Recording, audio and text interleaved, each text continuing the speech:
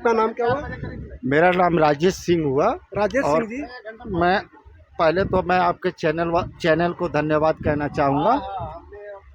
और आपने कहा केजरीवाल जी शुरू में जब आए थे तो रोड पर पेपर बिछा के सो गए थे और बोले हम आम आदमी हैं, हम आम आदमी के तरह ही रहेंगे। लेकिन आज उनकी नई एक मकान बन रहा है जिसमें लोगों ने बताया कि उनमें 45 करोड़ की लागत लगी है।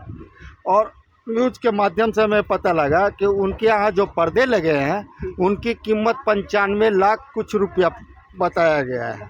और उनका जो बाथरूम बना है जिसमें टाइल्सें लगी हैं वो हमारे इंडिया की नहीं है, कोई अदर कंट्री से लाई गई है, आउट ऑफ कंट्री से लाई गई है।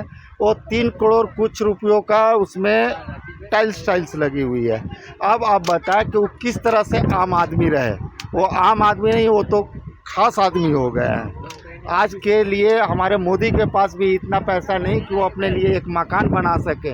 और ये दिल्ली जैसे शहरों में इतनी शानदार कोठी, इसको घर नहीं कहा जा सकता है, कोठी कहा जा सकता है, कोठी बनाए हैं। ये मैं उनसे पूछना चाहूँगा कि ये पैसा किन की है, सरकार की है कि उनकी अपनी है या आम जनता की है? पैसा तो आम जनता की ही होगी। तो फिर वो चोर हुए ना। फिर कहते हैं कि हम आम आदमी रहे कहाँ? आप बताइए आम आदमी रहे कहाँ? आप इस पे कुछ रोशनी डालें। आप कैसे? अच्छा, जैसे आम आदमी कहते हैं आम आदमी नहीं रहे, लेकिन इसके लिए मतलब जनता के क्या मतलब, जैसे आप लोग को क्या राय है कि मतलब ऐसे नेता किस पे भरोसा कर जाए? क्योंकि जिस तरह से उन्होंने दिखाए थे, जिस तरह से उन्होंने अपने आप को आगे प्रेजेंट किए थे उस समय अन्ना आंदोलन के समय में, जब अन्ना जी बोले थे कि राजनीति एक नाली है और नाली जो राजनेता जो है वो नाली का कीड़ा है, तो केजरीवाल का कहना था कि जब तक हम अन्ना जी नाली में नहीं जाएंगे तब तक वो कीड़ा के कैसे नाली को कैसे साफ करेंगे। तो उस पर कितना खरे उतरे वो तो आपने बता दिए। तो क्या वो 0%। तो अन्ना जी के साथ में उन्हें क्या धोखा दिए? सरासर धोखा। वो तो उसी टाइम धोखा दिए है जिस समय अन्ना हजारे जी को उन्होंने साइड करके अपने नेता बना जी। वो तो झाड़ू लेके चले थे लोगों को गरीबी सफाई करने के लिए, लेकिन वो गरीबों को साफ करके दिल्ली का एक कर्मठ नेता बन गए और प्रतिष्ठित आदमी दिल्ली में। उनको वो देखिए, उनको मेन मकसद था पैसा इकट्ठा करना।